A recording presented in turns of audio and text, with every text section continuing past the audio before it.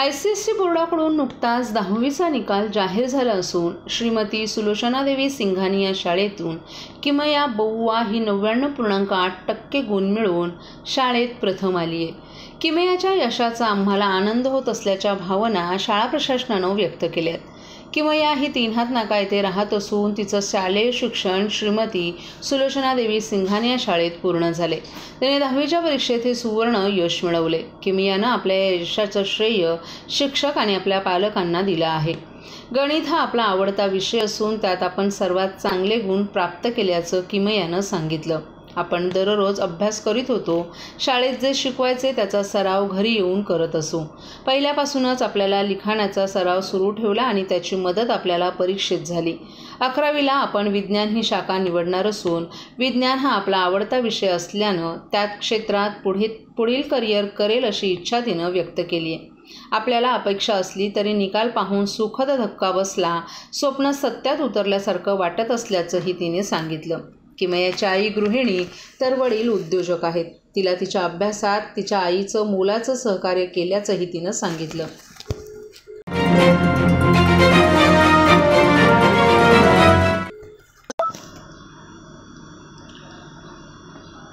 गेल्या 5 वर्षांपासून हवामानात मोठ्या प्रमाणावर बदल होत असल्यानं शेतकऱ्यांना सुलतानी नाही तर आसमानी संकटाचाही सामना करावा लागत आहे। गेल्या 2-3 महिन्यात कोकणात आलेल्या मोठ्या वादळांचा सामना कोकणातील शेतकऱ्यांनी केलाय। मात्र आसमानी संकटाने कोकणात शेतकरी मोडून पडत नाहीत, ते पुन्हा उभे राहतात आणि जोमानं कामाला लागतात। त्यामुळे आपल्याला कोकणच्या शेतकऱ्यांचं कौतुक वाटत असल्याचं प्रतिपादन प्रसिद्ध अभिनेते आणि नाम फाउंडेशनचे संस्थापक मकरंद अनारसपुरे यांनी केलं आहे। संस्कार संस्थेचे अध्यक्ष आणि आंबा महोत्सवाचे संयोजक आमदार संजय केळकर यांच्यासह मकरंद अनारसपुरे यांनी या महोत्सवास भेट दिली, त्यावेळी ते बोलत होते। महाराष्ट्र राज्य कृषी विभाग आणि कृषी पणन मंडळ पुरस्कृत संस्कार प्रतिष्ठान आणि कोकण विकास प्रतिष्ठानच्या वतीनं 1 ते 12 मे दरम्यान ठाण्यातील गावदेवी मैदानात आंबा महोत्सवाचं आयोजन करण्यात आले। शेतमालाला हमीभाव मिळण्याची गरज आहेच, त्यासाठी शेतकऱ्यांनी सेंद्रिय पद्धतीनं पिकवलेलं धान्य, भाजीपाला, फळं थेट ग्राहकांना मिळावीत आणि त्यासाठी दलालाची फळी तोडून ग्राहक आणि शेतकरी यांच्यात हा पूल या महोत्सवाच्या माध्यमातून तयार होईल असा विश्वासही त्यांनी व्यक्त केलाय। शेतकऱ्यांशी या निमित्तानं संवाद होतो, त्यांच्या समस्या जाणून घेता येतात। यासाठी गेली 12 वर्ष आपण या महोत्सवाला भेट देत असल्याचंही अनारसपुरे यांनी सांगितलं। कोकणातील भूमिपुत्रांच्या आंब्यांना शहरात बाजारपेठ मिळावी यासाठी आमदार संजय केळकर हा महोत्सव गेली कित्येक वर्ष भरवत आहेत। नाम फाउंडेशनची सुरुवात होती तेव्हा मराठवाड्याच्या शेतकऱ्यांच्या धान्याचे स्टॉल या महोत्सवात लावू द्यावेत अशी मागणी आमदार संजय केळकर यांच्याकडे केली होती। त्यावेळी त्यांनी या महोत्सवात मराठवाड्यातील शेतकऱ्यांचे 15 स्टॉल लावले होते। 10 दिवसात 25 टन धान्याची विक्री झाल्याची आठवणही अनारसपुरे यांनी सांगितली। शेतकऱ्यांना, भूमिपुत्रांना न्याय मिळावा यासाठी आमदार संजय केळकर यांची धडपड सुरू असते। या महोत्सवात विक्रीसाठी येणारा आंबा हा नैसर्गिक सेंद्रिय पद्धतीनं पिकवलेला दर्जेदार असतो। या महोत्सवाच्या माध्यमातून इंडिया विरुद्ध भारत यांच्यातील पूल सांधण्यासाठी असे महोत्सव गरजेचा आहे असं मत अनारसपुरे यांनी व्यक्त केलं। आपण स्वतः ग्रामीण भागातून शहरात आलोत, त्यामुळे आपल्याला गावाकडचे धान्य, नैसर्गिक पद्धतीनं पिकवलेली फळं शहरात मिळावीत याचा शोध आपण घेत असतो। त्यामुळे नैसर्गिक सेंद्रिय पद्धतीनं पिकवलेल्या या शेतमालासाठी एकत्रित असं व्यासपीठ, बाजारपेठ असावी। ती बाजारपेठ आमदार संजय केळकर यांनी ठाणेकरांना उपलब्ध करून दिल्याबद्दल त्यांनी या उपक्रमाची प्रशंसा केली। कोकणातील राजापूर, चिपळूणमध्ये आलेल्या महापुरानं खूप नुकसान झालं होतं। त्यावेळी नाम फाउंडेशननं केवळ मदतच पोहोचवली नाही तर जगबुडी, वशिष्ठी, गोदवली यांसारख्या नद्यातील गाळ नाम फाउंडेशनचे संस्थापक नाना पाटेकर यांच्या मार्गदर्शनाखाली काढण्याचं खूप मोठं काम नाम फाउंडेशननं केलंय। त्यामुळे आता तिथे परिस्थिती सुधारत असल्याचं अनारसपुरे यांनी नमूद केलंय। सजग नागरिकांनी या महोत्सवाला भेट देऊन शेतकऱ्यांच्या चळवळीला हातभार लावण्याचं आवाहन देखील त्यांनी केलं। या महोत्सवातील आंबा हा सेंद्रिय पद्धतीनं पिकवला आहे। या महोत्सवातील आंबा हा थेट शेतकऱ्यांच्या शेतातला अढीतला आहे, त्यामुळे हा दर्जेदार आंबा आहे। 12 मेपर्यंत सुरू असलेल्या या महोत्सवाला आवर्जून भेट देऊन शेतकऱ्यांच्या चळवळीला पाठिंबा द्यावा असं आवाहन देखील आमदार संजय केळकर यांनी यावेळी केलं।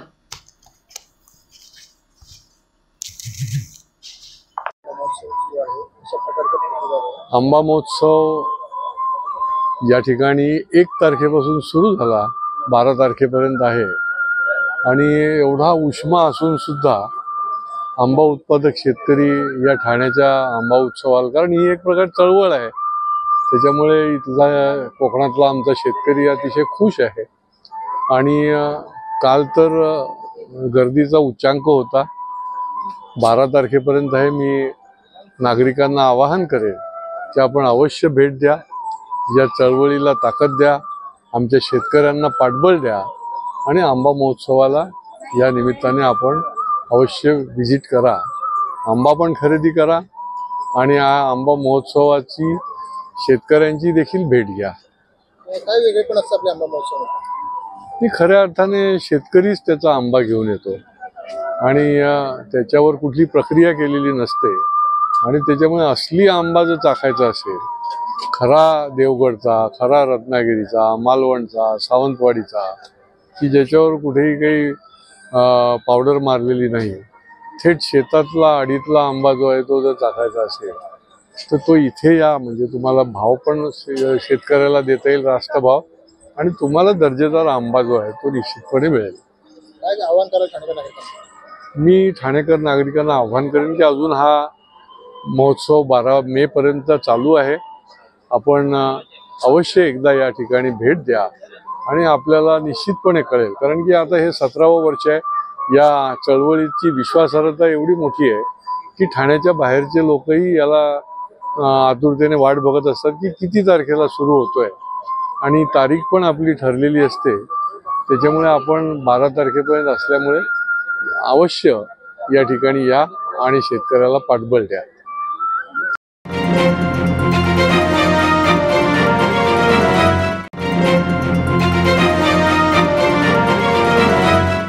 सर्व नागरिकांना आवाहन करण्यात येत आहे की सध्या डासांमार्फत पसरणाऱ्या डेंग्यू या आजाराचा प्रसार रोखण्यासाठी प्रत्येकाने पुढील प्रमाणे कार्यवाही करावी. डेंग्यू आजार एडिस इजिप्ती हा डास चावल्याने होतो. या डासांची पैदास साचलेल्या किंवा साचवलेल्या स्वच्छ पाण्यामध्ये होते. 8 दिवसांपेक्षा जास्त दिवस पाणी उघडे व साचून राहिल्यास त्यात डास अंडी घालतात. अंड्यांच्या अळ्या तयार होऊन पुढे डास तयार होतात. यासाठी आपल्या घरातील पाणी साठे, उदाहरणार्थ बॅरल्स, पिंपे, टाक्या, हौद, रांजणे इत्यादी दर आठवड्याला रिकामे करून घासून पुसून कोरडे करून पुन्हा भरावे. 1 दिवस कोरडा दिवस म्हणून पाळावा. पाणी साठ्यांना घट्ट झाकणे बसवावीत किंवा जुनी साडी, चादर, धोतर यांनी बांधून झाकून ठेवावीत, म्हणजे डास त्यात जाऊन अंडी घालणार नाहीत. घराच्या गच्चीवर, आजूबाजूला, अंगणात कोठेही पाणी साचू देऊ नये.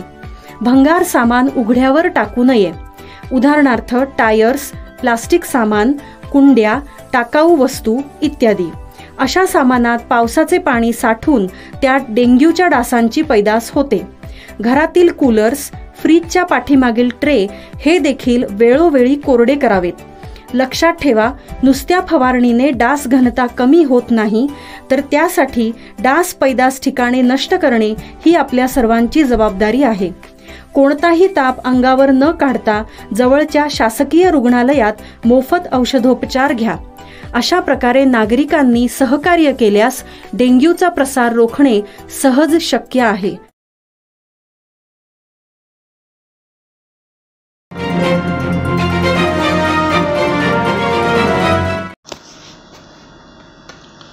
धोकादायक इमारत तोडताना बाजूला असलेल्या घरांचं आणि घरगुती कारखान्यातील गणेश आणि देवीच्या मूर्त्यांचं झालेलं नुकसान भरून न दिल्यास नाईलाजास्तव आमरण उपोषणाचा मार्ग अवलंबावा लागेल, अशी कैफियत गेली काही महिने आपली पत्नी, मुलगी आणि मुलासह उघड्यावर राहणाऱ्या दिव्यातील सरलाई निवास येथे राहणाऱ्या विजय कवटकर यांनी मांडली आहे.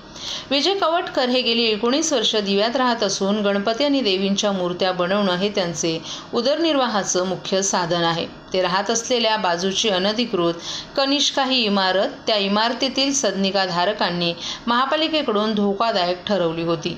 ही इमारत पाडताना बाजूला राहत असलेल्या विजय कवटकर यांचं मोठं नुकसान झाले। कनिष्का इमारतीवर कारवाई करताना कवटकर यांच्या घराच्या भिंती तुटल्या आहेतच, शिवाय घरात ठेवलेल्या गणपती आणि देवींच्या मूर्त्यांचंही मोठ्या प्रमाणात नुकसान झाले। या कारवाईनंतर कवटकर यांचं सगळं कुटुंबीय उघड्यावर आलं असून त्यांची पत्नी आणि मुलीला नैसर्गिक विधी आणि इतर गोष्टींसाठी नातेवाईकांचा आसरा घ्यावा लागतोय।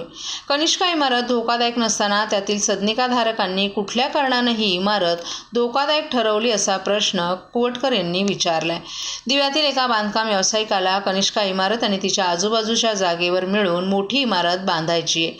त्या व्यावसायिकाला कवटकर राहत असलेली जागा हवी आहे। त्या संदर्भात कवटकर यांनी संबंधित बांधकाम व्यावसायिकाचं एकमत न झाल्यामुळे कनिष्का इमारत पाडताना जाणून बुजून आपल्या घराचं नुकसान करण्यात आल्याचा आरोप त्यांनी केला आहे।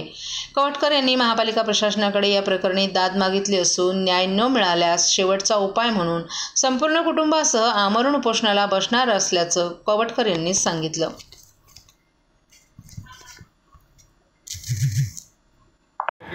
त्यांनी दोघांनी माझ्याबरोबर त्या चाळी तोडून बांधण्यासाठी मागणी केली आणि मला तेवढ्या जागा न देत असल्यामुळे मी त्यांना नकार दिला। नकार दिल्यावरती त्या लोकांनी मला स्वीकार केली, प्लस मला 6 लाख रुपये मला माझ्याकडे मागायला द्यायला सांगितले। तर मी त्याला कुठल्याही प्रकारात देण्याचं नकार। पण त्याच्यानंतर कनिष्का अपार्टमेंट म्हणून बाजूला एक अनधिकृत बिल्डिंग आहे, ती बिल्डिंग त्यांनी धोकादायक म्हणून घोषित करून महानगरपालिकेला लेटर दिलं आणि त्या लेटरवरती कारवाई अक्षय गुडगे साहेबांनी केली।